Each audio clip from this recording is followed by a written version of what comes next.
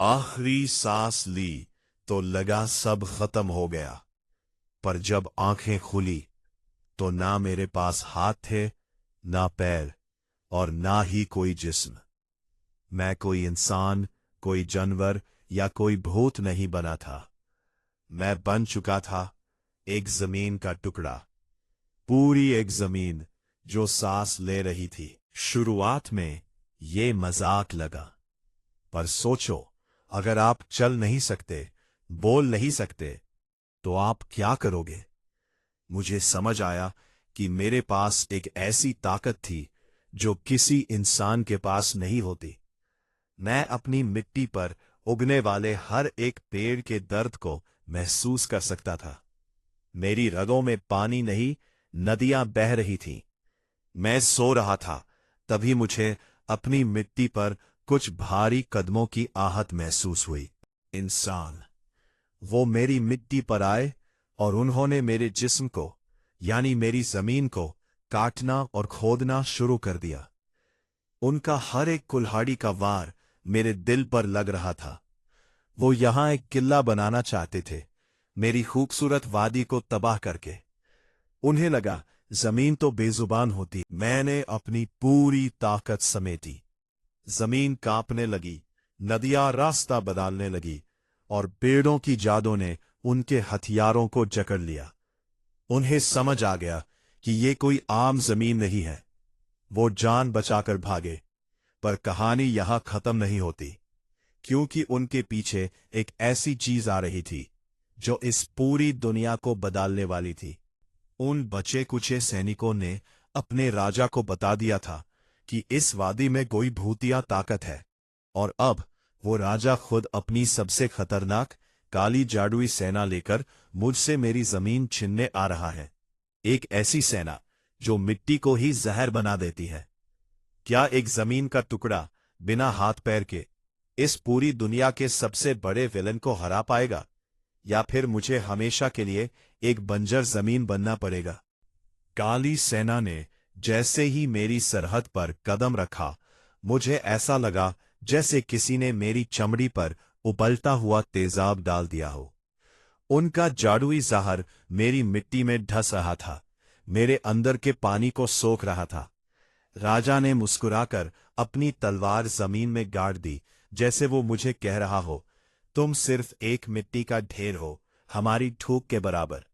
पर वो नहीं जानता था, जमीन सिर्फ सोती है। जब दुश्मन आपको पूरी तरह मिटा देने पर तुला हो, तो आपको अपनी आखिरी हद तक जाना पड़ता है। मैंने अपनी आत्मा की आखिरी बूंद तक को निचोड़ दिया। मेरी मिट्टी के हजारों साल पुराने दफन राज, जो मिट्टी में दबे हुए थे, वो सब जाग उठे। जमीन के अंदर से सोने और चांदी के नुकीले खंभे निकलने लगे, जिन्होंने उनके जादू को बीच से ही चीर दिया। अब ये जंग सिर्फ बचाव की नहीं थी, ये बदले की थी। जो नदियां ठंडी थी, वो उबलने लगी, और उन्होंने एक तूफानी सेना का रूप ले लिया। मेरे पेड़, जो अब तक सिर्फ खड़े थे, वो जमीन से अलग होकर विशाल काय राक्षस बन गए। राजा की सेना, जो दुनिया को डराती थी, अब मेरी एक चिंख से कांप रही थी। उनका घमंड मेरी मिट्टी में मिलने लगा था। अब बचा था सिर्फ वो घमंडी राजा। मैंने अपनी मिट्टी, पत्थरों और जादू को मिलाकर एक आकार बनाया। पहली बार मैं उसके सामने एक जिस्म के साथ खड़ा था, जो उसके महल से भी बड़ा था। मैंने उसके पीछे देखा, जहां से वो आया था। वहां हजारों मासूम लोग उनके जुल्म से तड़प रहे थे। तब मुझे समझ आया कि मेरा रीइंकारनेशन सिर्फ इस एक वादी को बचाने के लिए नहीं हुआ है। मुझे इस पूरी तबाह हो चुकी दुनिया को फिर से हरा भरा करना था। मैंने उस राजा को वहीं दफन कर दिया जहां वो खड़ा था।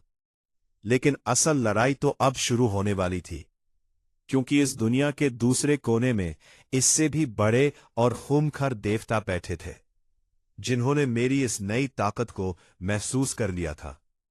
और अब वो सब एक साथ मुझसे लड़ने आ रहे हैं। राजा, को मिट्टी में दफन हुए कुछ ही पल बीते थे कि आसमान का रंग बदल गया। ये कोई मौसम की तब्दीली नहीं थी। दुनिया के 5 सबसे शक्तिशाली देवता जो अब तक सो रहे थे, मेरी इस नई ताकत को देखकर जाग चुके थे। उन्हें डर था कि अगर एक जमीन का टुकड़ा इतना ताकतवर हो सकता है तो उनका वजूद खत्म हो जाएगा। उन्होंने फैसला कर लिया था, इस वादी को नक्शे से ही मिटा देना है। सबसे पहले उन्होंने मेरे सबसे बड़े दुश्मन अग्निदेव को भेजा। आसमान से आग के गोले नहीं, बल्कि पिघला हुआ लावा बरसने लगा। मेरी मिट्टी जलने लगी, नदियां पिघालकर भाप बनने लगी हैं, और मेरे बनाए हुए लकड़ी के राक्षस राख में बदल गए। मुझे ऐसा लगा जैसे मेरी आत्मा को कोई जिंदा जला रहा हो। पर इस बार मैं सिर्फ गुस्से में नहीं था, मैं तैयार था। उन्हें लगा मैं सिर्फ मिट्टी हूं जिसे आग से जला दिया जाएगा, पर वो भूल गए कि मिट्टी ही तपकर लोहा, चांदी और हीरा बनती है। मैंने अपने अंदर के सारे मिनरल्स और धातुओं को एक साथ समेटा और अपनी पूरी जमीन को एक अभेद्य बजीर, मेटल शील्ड में बदल दिया। आग का असर खत्म हो चुका था, पर तभी बाकी के 4 देवता भी एक साथ आसमान से नीचे उतर आए। अब ये किसी एक जमीन की नहीं, बल्कि इस पूरी दुनिया के बनने और मिटने की जंग थी। एक तरफ 5 सबसे बड़े देवता थे और दूसरी तरफ अकेला मैं, एक इंसान की आत्मा जो अब इस धरती की आत्मा बन चुकी थी। मैंने अपने डायमंड के हाथ उठाए और उनकी संयुक्त ताकत पर वार किया। एक ऐसा धमाका हुआ जिसने पूरी दुनिया को हिलाकर रख दिया।